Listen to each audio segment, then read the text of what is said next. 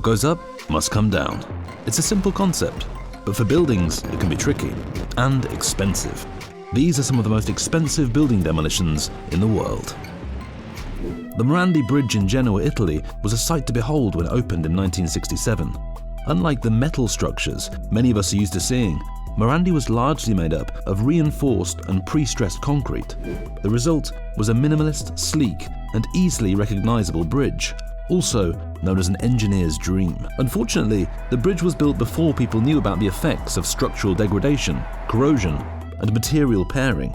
And in 2018, it became famous for tragedy. A rainstorm caused the Morandi to collapse, killing 43 drivers and injuring 16 more.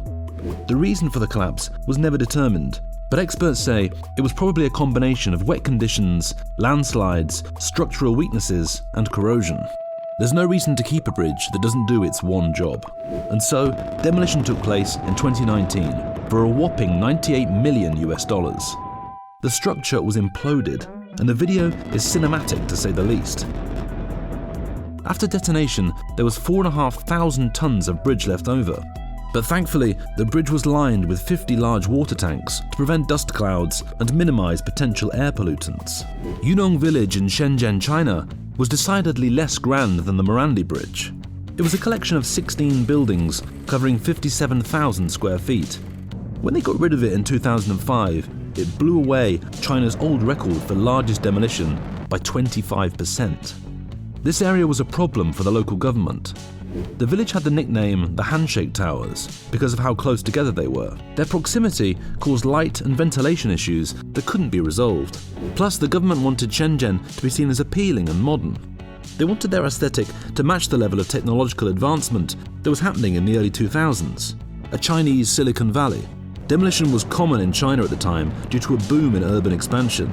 It's undetermined how much it cost to implode Yunong, but based on the size and volume of buildings, it was probably in the tens of millions. The Deutsche building was located 150 feet from ground zero in New York City. Construction began in 1971 and was completed in 1974. The building was 40 stories, which added up to 517 feet tall. It's not unheard of for a building of this size to be demolished, but it becomes tricky when it's in the middle of the most populated city in the world.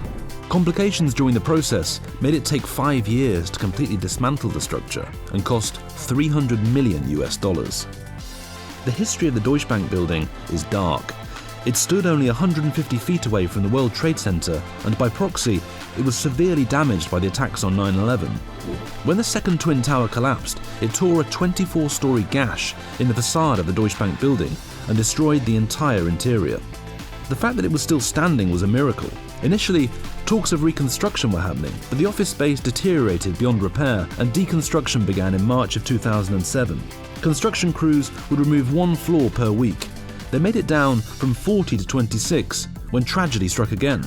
In August of 2007, a 7-alarm fire broke out on the 17th floor of the building. At the time of the fire, crews were removing asbestos and it was caused by a worker's cigarette. Smoking was prohibited, and to make matters worse, the standpipe had been cut so there was no water to put out the flames. The fire spread in both directions and firefighters had to raise hoses up from the street to put out the flames. 2 firefighters lost their lives. Witnesses say the location and the thick cloud of black smoke was like watching 9/11 all over again. Eventually, the building was completely dismantled in 2011. Definitely for the best. In 1970, the Trojan nuclear power plant in Columbia County, Oregon was completed. It was a mega project that would cost roughly $1.3 billion in 2020. Unfortunately, it was also a colossal mistake from start to finish. For one, the choice of location makes no sense. Most of Oregon is pro-environmental, and the community constantly ridiculed and politicized the project. And with good reason. The plant ran through a waste disposal and geographical fault line. Nuclear power is already touchy enough. It doesn't need help from the Earth. It was also built during the anti-nuclear movement that followed World War II. Essentially, in the eyes of the public, this building was the devil. And as it turns out, it wasn't so great in the eyes of construction either. Only a year into operations, it was discovered that the walls of the plant were missing the stabilizing rods, which forced the plant to close for 8 months. The mix of bad press and shoddy construction proved too much for the plant, and it was decommissioned in 1993. Due to the nature of the building, it wasn't easy to safely demolish it, which ran the cost of implosion up to $230 million. The final cooling tower fell in 2006. Let's have a moment of silence for the sad, unwanted Trojan building. Italy has the Leaning Tower of Pisa. Texas had the Sinking Tower of South Padre Island. The story starts somewhat happy, with plans for a 31-story condo with 151 luxury apartments. Unfortunately, that dream turned into 50,000 tons of rubble. Construction on Ocean Tower began in 2006, but 2 years into the project, developers noticed cracks in the columns of the parking garage. Then they realized that the building had sunk 16 inches. The structural issues just spiraled after that. Apparently, connecting a tower to a parking garage using expandable clay in sandy conditions with a high water table is a bad idea. We aren't experts, but everyone knows you don't build a house on a sandy foundation. They salvaged a large percentage of the materials used, but they still lost $65 million of their $75 million loan for the condo. Controlled Demolition Inc. was hired to detonate the building, and they planted over 750 kilograms of explosives in over 1,800 locations, using more than 2 miles of detonating cord. The building took 15 seconds to fall. It was kind of beautiful.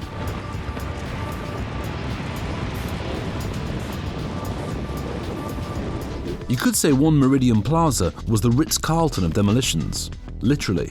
One Meridian was a 492-foot tall, 38-story skyscraper that stood in Center City, Philadelphia. It has since been replaced by a Ritz-Carlton and the W Element hotels. Construction on the building started in 1968. It opened in 1972 and it stood strong for almost 20 years before it met its violent end. In 1991, a fire started on the 22nd floor. A renovation was underway on that floor, and a contractor left a pile of rags soaked with linseed oil. The rags oxidized and caught fire, but it was made worse by the lack of a sprinkler system. Before 1993, automatic sprinklers weren't required on every floor in high-rises. It's believed that the lack of fire prevention in the building allowed the fire to burn for a while before it was reported. Around 10 p.m., about 2 hours after the fire department was called, 3 firefighters from Engine 11 were sent to the roof to open a hatch and ventilate the smoke. They were in the center stairwell at the 30th floor when they said they were disorientated and left trying to get air. All 3 men succumbed to the smoke, and any internal fighting was halted. The fire continued up until it hit the 30th floor and set off the sprinkler system. The 12-alarm fire was declared contained at 3:01 p.m. the next day, after the building had burned for almost 19 hours. While the fire was raging, the firefighters feared the building would collapse.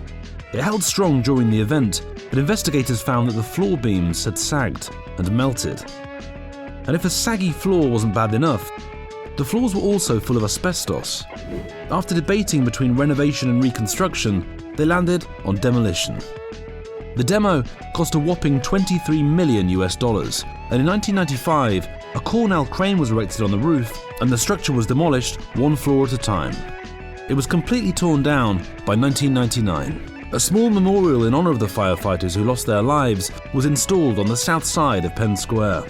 The Union Carbide building at 270 Park Avenue was a New York staple until its deconstruction in 2021. The historic location in Midtown Manhattan used to house the Renaissance Revival Hotel Marguerite, built in 1917. Then in 1956, construction broke ground on the Union Carbide building, a 707-foot tall, 52-story, black and silver ribbed skyscraper. The building was designed by Natalie DeBlois from Skidmore, Owings & Merrill. To this day, it's one of the only skyscrapers in New York City designed by a woman. And although the building was over 60 years old, it was no asbestos-ridden relic. The building has been renovated and updated many times since its original construction. As recently as 2011, it earned an LEED Platinum rating from the US Green Building Council. By all accounts, it seems unnecessary to go through the trouble of tearing it down. But Chase Bank wanted to centralize its headquarters. In its original state, the Union Carbide building could only accommodate 6,000 Chase employees. The new headquarters will have a capacity closer to 15,000 workers across 70 floors. There was a lot of bad reviews from New Yorkers about the demolition. What the press called obituaries for 270 Park Avenue started pouring in. One commentator called it a gracious and vibrant incarnation of white-collar America, and another wrote it defined post-war New York style. To demolish the building, they had to use a crane to take it apart one floor at a time. The process cost a huge $160 million. It's the tallest building to ever be voluntarily demolished. It costs a lot of money to build a bridge or a skyscraper. In New York, it's $15 million per floor. We hope in the future people will double-check their foundation and try not to set anything on fire.